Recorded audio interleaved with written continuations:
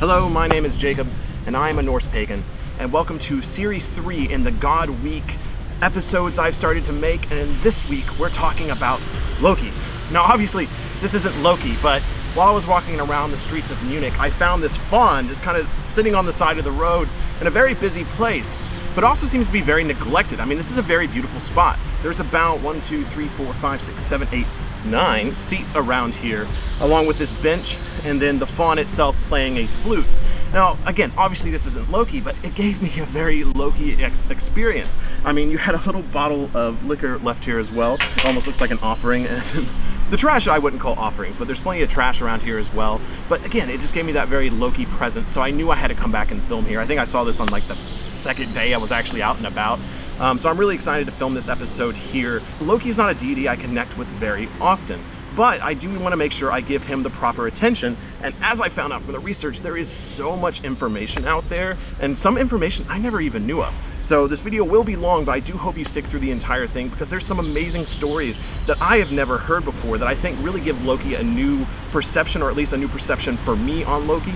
So I really do hope you enjoy this video. Now, as this is the first episode of God Week, the next few episodes, obviously this will be very fact heavy. This will be mostly just stories from the Poetic Edda, any artifacts we have, and just sharing information that I have gathered with you. I might share a little bit of my opinion at the end or throughout, but for the most part, I just want to give you the raw information. The second episode of Loki Week is going to be mostly around if he is evil or not, because this is definitely a divider in community, whether he is actually this Satan figure, this devil figure within the Norse pantheon. Obviously, the answer is going to be a lot more complicated, which is why there's a whole episode I'm devoting to just that. The third and final episode of this week will be about the modern worship of Loki. It does seem to be a very modern thing. From what we can tell from historical evidence, there was not much veneration and honoring of Loki. While there are some carvings of him, that doesn't necessarily mean there was veneration. That just meant there was stories being told about Loki. Obviously, he's told a lot throughout the prose and poetic Edda. So as far as like any form of like cults or groups or temples, we just simply don't know. There could have been a lot of Loki followers, but from what we can tell, there really isn't any evidence to suggest there were. However, Loki does seem to be very prominent in this modern age, so I do want to kind of dissect why I think he's prominent and then share stories from the community. But without further ado, let's go ahead and dive into the research aspect of this Loki week. So naturally, the two books I'm getting most of my sources from are the Prose Edda by Snorri Sturluson and the Poetic Edda. We'll cover the Poetic Edda first because there is less information in here, and then move to the Prose Edda. I've tried a few different things during this series to see what works best. Sometimes I've read directly from the Prose and Poetic Edda. I feel like that gets a little long-winded, so I took some very detailed notes to give you at least a summary of these stories and what is the important information to pull out of it. So the Poetic Edda. This is actually very surprising to me. I thought he was mentioned more within the Poetic Edda, but he's actually only mentioned in 5 different stories, with only one of them being his main story, which is Lokasenna. The only mentioning of Loki within Völuspá comes in stanza 49, where it mentions that Loki will lead the Jotun army into Ragnarok. So obviously this sets Loki as the bad guy right away, because this is one of the first things you're going to be reading as a Norse pagan and getting into this research, is that he's leading the army of Jotun. But obviously it gets more complex after that, and it seems to work in descending order. You know, you work, it's just with like the Völuspá, you start with the beginning and the end, and then you kind of share the stories in between. The next poem he's actually mentioned in is Lokasenna. Now, this obviously is an entire poem basically devoted to Loki insulting most of the deities. So there's a lot to dig through. I mean, I could sit here and read the entire thing to you. I do actually have a reading I did with some people around a campfire, if you do want to check that out. Again, I think it took like 19 minutes to get through the whole thing with all the different characters. But I wrote down the key important things to pull from this that I think give us a more complete image of who Loki is. The backstory of this is Loki essentially kills a servant at one of Aegir's feasts and parties, and so he's kicked out of the feasting hall, and then he does eventually wiggle his way back in and kind of, you know, guilt trips Odin and everybody into letting him back in. And then as he is pissed off because he was kicked out of the party, he begins to insult everyone. Now, this can be seen as a flighting at sometimes, but it does get very nasty. But this is also where we get a lot of details about deities we otherwise would have very little detail about otherwise. So Lokasenna is an important poem, obviously centered around Loki. Right away within stanza 9, this is where we get a very key point to Loki and Odin's relationship, even though we don't actually have many stories of them interacting. Stanza 9, it mentions the oath between Odin and Loki. So this is a much debated and researched thing that people can't seem to find what they actually made an oath about, but it does mention that they mix blood together, obviously making an oath. Odin meaning that he can't drink unless Loki first has a drink in the hall as well, so he basically has to be let in at feast. So besides, obviously Odin and Loki's relationship becomes very strenuous after he murders his son, but this oath still stands, and obviously Odin is very firm on his oath even to someone like Loki. Now, interestingly enough, even though this poem is mostly negative towards Loki and everyone within the hall, stanza 19, a very little known goddess, Gefjun, mentions that Loki is a very pleasant fellow who many love. It's a very small section, and immediately he begins insulting her again. So like it's interesting that someone mentions him as someone that is liked when so many stories definitely seem to point the negative lens towards him. And I think that the overall public opinion is that he has a very negative presence. Now, mostly we just see the passing of insults for quite a few stanzas, but interestingly enough, I found this very interesting. On stanza 40, Loki mentions sleeping with Tyr's wife. And he also mentions sleeping with many of the goddesses here, including Sif as well. This passage is also interesting because Tyr and Freyr end up insulting Loki about Fenrir and the binding of Fenrir. So I always love to see stories that reference other stories within the Prose and Poetic Edda, especially when the Poetic Edda references the Prose Edda. We know that Snorri did research on the Poetic Edda, or at least the Codex Regius, as it would be called eventually, that influenced a lot of his stories, but I really love to see when the stories reference each other because we can get a more complete image and know for sure that they're more historic. In stanza 50, we have an interesting foreshadowing of Loki actually getting bound by the guts of his son, which actually does happen at the end of the story. In stanza 53, we do have an interesting moment where Sif does try to play the peacemaker a little bit, but Loki once again turns around and says, well, I slept with you, or something like that. Now, the thing I do like about this section is it kind of once again foreshadows where Loki actually does cut Sif's hair. It seems that he may have done that out of jealousy, almost like a child, putting gum in a girl's hair that he likes as a young boy. So it does seem like that Loki may have liked Sif. Now, whether they slept together, once again, I don't really care who the gods slept with, because I think that's something humans put onto the gods.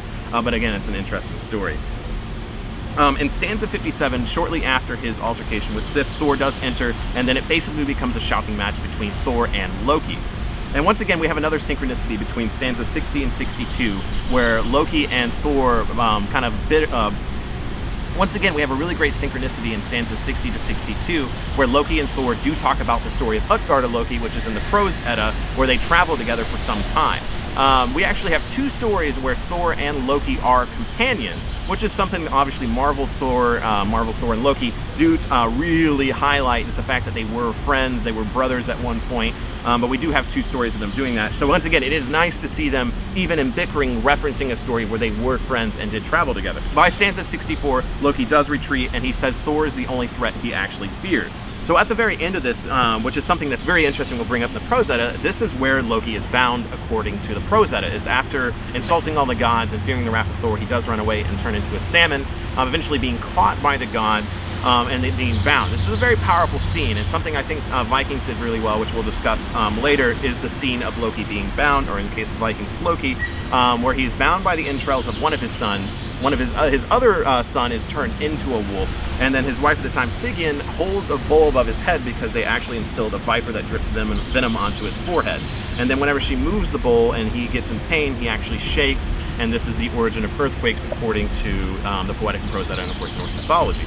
So this has always been something that stuck with me when in my first reading of the Poetic Edda, is the origins of earthquakes. So if you ever go through an earthquake, as scary as that would be, you can say, oh, it's Loki shaking as he's bound. I think it's a really cool thing to know that earthquake, you call them Loki's pain. It's something you could call them, almost a kinning, I guess.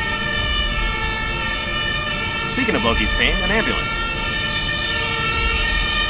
The next mentionings of Loki are relatively small when comparison to Lokasenna. The next biggest is Thrymskitha, which is when Thor's hammer is taken. And this is another story where we see Thor and Loki work really well together.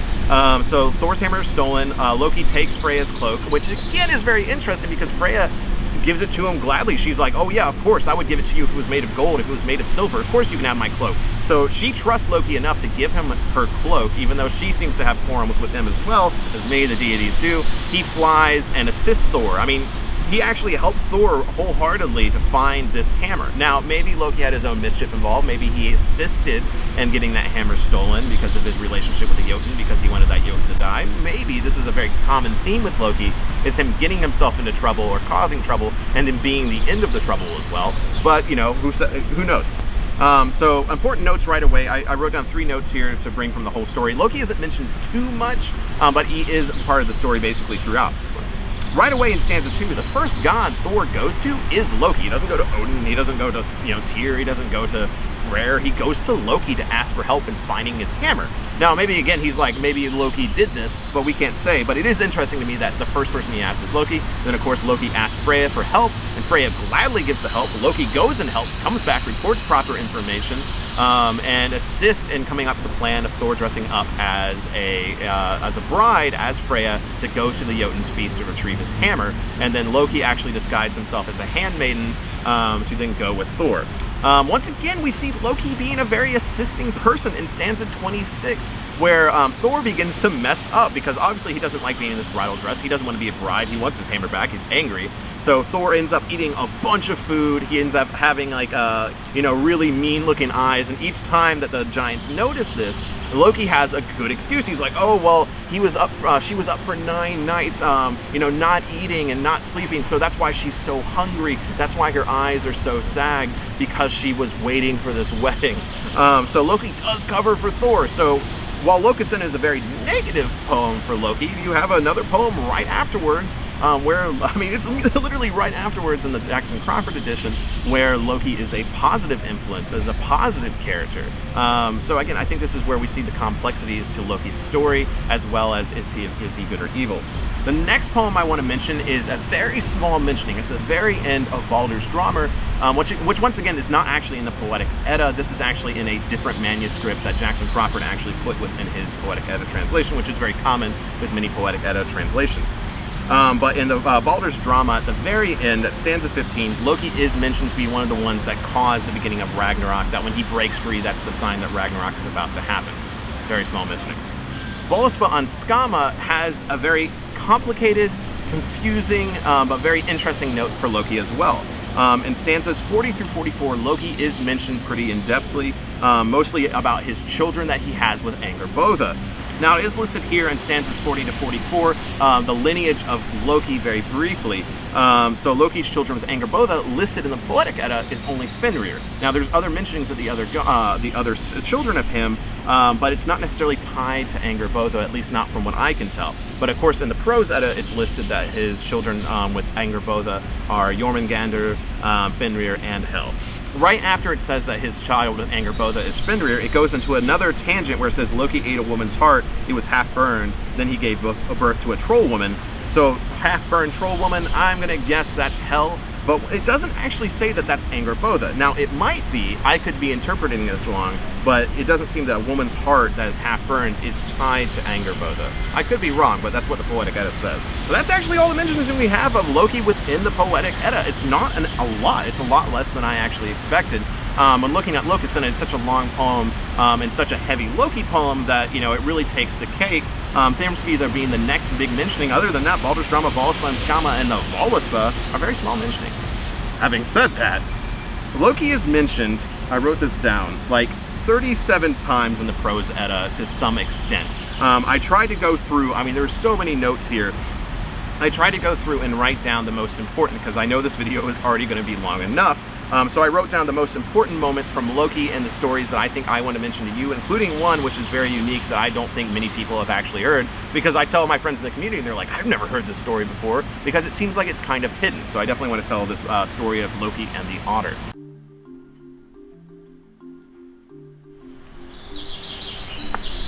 Hello, thank you for joining me for Loki's week. I hope you join me for all of the episodes, and I hope you're enjoying them. But if you want to become more involved with the Wisdom of Odin and what I'm doing here, and watch more of my travels across Germany while I'm here, please consider donating to Patreon. It's the only way I'm able to do this full time, and not only will you be supporting me and what I'm doing, you'll also be gaining access to several benefits, including our community Discord, early access videos, and even live streams that I pretty much do exclusively on Patreon at this point. So if you want to support my descent into madness, and you want to support me finding more unique places like this, please go down below, and the Patreon link should be there. Within Gylfaginning, which is of course a story that I quote a lot when it comes to Prose Edda, because it seems like this is the story that Loki has mentioned the most, we do have the generic introduction that Snorri does do, which is something that, again, that does help us. So he's mentioned as the son of Farbalti and Laufey. brother to Beleist and Helblindi. And it also mentions Loki as his physical characteristics. So it mentions that Loki is pleasing and handsome in appearance, and evil and cunning, and has tricks for every purpose. And then, of course, I did make a note that Snorri does list his children with Angrboda as Fenrir, Hel, and Jormungandr.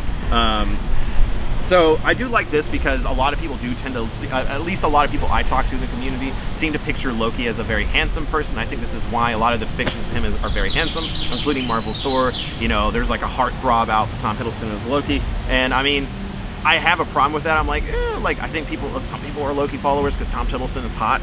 But at the same time, this is an aspect of Loki, is that he is supposed to be attractive. The next mention that we have of him comes from page 35 in my edition of the Prose Edda, which is the Everyman's Prose Edda, I think. So the next part where he's mentioned is the building of the wall around Asgard, which does seem to be a very early story within the Prose Edda and the mythos of the god, is them actually building the wall. So Loki does play a very large part in this because he is the one that sets up the initial deal with the Jotun in disguise that is building the wall, saying that if he can complete it in one season, that he can have Freya and the moon and the sun. So the gods agree to it and aren't planning to actually give him these things because they're like, well, he's not actually going to do it. Loki's like, he's not going to actually do it. But then his horse the Jotun's horse ends up being, sort of supernatural and assisting him in building this wall very quickly. And so I think it's like 3 days before he actually finishes the wall, the gods are like, Loki, you better fix this because otherwise we're going to kill you. So then this is the very infamous and kind of funny and strange story of Loki disguising himself as a female horse to distract the horse that is actually building the wall, and they run off into a field together, and the builder fails, turns into his Jotun form, and is killed by Thor. And then Loki appears several months later with Sleipnir. So he gives birth to an 8-legged horse and comes back with it. It was like, here you go, Odin. So very interesting story. I do try to think about this story very similar to the Thor bride story. Is why was this told? Why was this told around a campfire? I think, again, this just shows that Loki really doesn't have rules. He's a shapeshifter. He kind of does what he wants. And if that means he wants to birth a horse, that means he can birth a horse. I should also note that this is something that he is mocked for quite a bit in Loki, that he has birthed animals. This definitely wasn't seen as a positive aspect, according to the Poetic Edda. The next time Loki comes up is in quite a famous tale, at least from what I can tell, is the tale of Utgarda Loki. Now, he isn't actually mentioned as much as I thought, even though he's there throughout the entire adventure. This is another story where we see Thor and Loki traveling together in somewhat of a peaceful way, and encountering obstacles together. So this kind of backs the fact that at one point they were friends, and I do believe it's after he cuts Sif's hair is when they basically became at odds. The only time we really see him mentioned in any significance is when he has to participate in the eating contest with Logi, which is, I guess, a translation for flame, which is why he actually loses it, because he has to compete with like all-consuming flame. And the reason he loses is because he eats everything off the bone, whereas Logi eats everything including the bone, which is the all-consuming flame. Which, once again, the tale of Utgarda Loki is mentioned in Lokasenna, so it's, again, nice to see that synchronicity. The next story we have to talk about is the infamous story of the slaying of Baldr, where Loki convinces Hoder, who is the blind son of Odin, to shoot a mistletoe that he doesn't know about towards Baldr, and mistletoe is the only thing that can actually kill him, so he does actually slay Baldr, through Hoder. Hoder is eventually killed as well by another one of Odin's sons, and then, interestingly enough, this is where we see an inconsistency with the prose and poetic Edda, that I really can't place, but this is the story that is listed as the story, as the moment that the gods chase down Loki, and it's given in more detail that he hides in a house that faces 4 directions, that he turns into a salmon, flows in the river, they catch him with a net, and then they haul him up, kill it, and in the same order, kill one of his sons with the entrails, and then turn one of his other sons into a wolf, and he hangs there until Ragnarok. So the killing of Baldr in the Prose Edda is listed as the reason that the gods bind Loki, whereas in the Poetic Edda, the story of Lokasenna is given as the reason. So this is an interesting inconsistency. Now, the reason for this is one or two things. One, maybe this is true. Maybe that they just didn't have that in the Poetic Edda. Maybe Loki did actually kill Baldr. But something I'm going to really cover in the second episode in this series is Loki Evil. I think this was a story that was possibly fabricated by Snorri to make Loki look like the Satan figure, to look like the snake, to look like the devil, and to be perceived as more evil. Again, this is a theory. It's a theory I've heard from others as well, but it is interesting that it seems like the Lokasenna doesn't really mention that Loki kills Baldr. There's nothing I can tell in the Poetic Edda that mentions or alludes to the fact that Loki kills Baldr. I could be wrong, please put down below, kindly, that if you have information otherwise, but it doesn't seem like Poetic Edda actually references the killing of Baldr by Loki at all. So the next big story featuring Loki very heavily comes from Skaldskaparmal, where Loki cuts the hair of Sif, and then has to forge her new hair, get dwarves to forge her new hair, and ends up creating 6 different gifts for the gods, because he basically pins two groups of dwarves against each other to create better objects. There's Ivaldi's sons, and then there's Brokk. Ivaldi's sons are tasked with creating Sif's golden hair, Draupnir, and Skipbladnir, which is the ship that Freyr uses.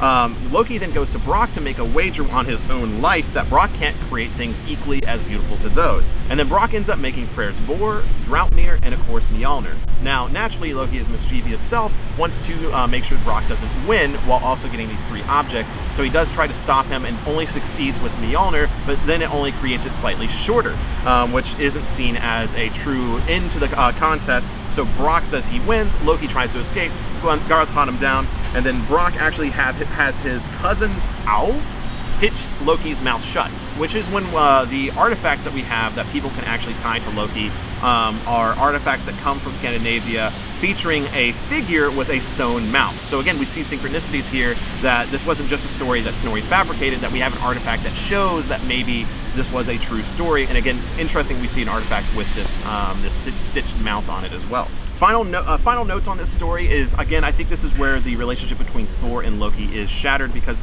I think it's where Loki and Sif, it seems that Loki likes Sif, and he cuts her hair to kind of like show that in his weird Loki way. Thor gets mad both for the cut hair, and again, I think it's because Loki has a thing for Sif, and so I think this is where we see the separation from, brothers that travel together sometimes and are pretty equal in things, to Loki and Thor's agitation towards one another. There is also the story of Idun's getting taken away and Loki being involved in that, and the gods basically de-aging because they can't have Idun's apples. While this story is good, I don't see much information besides Loki being a trickster. This is just another evidence of that. The real story I want to talk about comes on page 99 in mine, because this is the story I don't think anyone's actually heard of, or if it's very rare. It's the story of the Otter and the One Ring. So in this story, it seems to be a very early story, and this is a story that is also where we see Odin and Loki, and also Heimir, travel together. But we see very little stories of Loki and Odin actually interacting, and in this story we actually have an oath as well. Probably not the oath that they made together, but again, very interesting. So bear with me here as I just kind of tell you the story, both from memory and from my notes. But essentially, Loki, Odin, and Heimir want to go map out Midgard, map out this land that has been created by the gods, and basically see what's down there. So while they're traveling, Loki and Odin spot an otter on the side of a river, and it's catching a salmon. And it catches the salmon, and Loki slings a rock at it and kills the otter. And he's really happy because he's like, wow, I got an otter and a salmon, 2 for the price of 1. They begin to travel and they find a farmer's house, a human farmer, supposedly, and I guess he's also a shapeshifter and a wizard, but they go to his house and they're like, hey, let us stay here and we'll cook up this otter and salmon together and we'll eat it together. The farmer then calls in his sons and he's like, where'd you kill that otter? And they're like, oh yeah, down there. And he's like, well, that was my son that was shapeshifted, and you just killed my son. And then he binds Loki, Odin, and Heimir, and says, I'm going to kill you because you killed my son. And they end up making a deal saying that they were going to skin the otter. Weird. And then the farmer wants equal amounts of gold to cover the entire pelt. And then Odin tasks Loki with going out and Odin staying behind to find enough gold to cover this pelt. So again, very interesting stories here, because that means the gods don't just have gold laying around at this point. They can't just create gold. He obviously doesn't have Draupnir yet. And then Odin stays behind in this conversation between Odin and Loki has to go find the gold. And then we have some Lord of the Rings-esque moments in here too, as Loki goes down into Svartalfheim and finds a dwarf swimming in a lake, once again disguised as a fish, Smeagol, and he grabs the fish and the dwarf and ties him up and says, hey, I will let you go after you give me all your gold. The dwarf kind of fights him and says, okay, fine, here's all the gold. But as Loki begins to break away, the dwarf manages to steal 1 golden ring. And the dwarf mentions that he needs to keep this ring and that it will bring pain and misery to whoever has it. And of course, Loki takes it because he wants the ring, and it's a beautiful ring, so he takes it. Takes all the gold back to Odin as well. Odin then notices the ring sitting on the pile of gold, and he's like, ooh, that's a beautiful ring. I want it. It has a presence to it. It has a power to it. So he takes the golden ring for himself. And then when they lay out all the gold, there is one whisker not covered on the otter pelt. And so the farmer says, well, you're going to need more gold. I'm going to have to kill you. And so Odin eventually gives up that ring to cover that last bit, and the farmer gets the golden ring. It is mentioned later in the Prose Edda that the golden ring ends up in the hands of Sigurd, one of the heroes in the story, that he gives to his wife. So again, you have this one ring influence. It's obviously not the entire story of Lord of the Rings, but at the same time, I think this is the influence that J.R.R. Tolkien got for the story of the Lord of the Rings, involving a story with Loki. Is Loki Bilbo?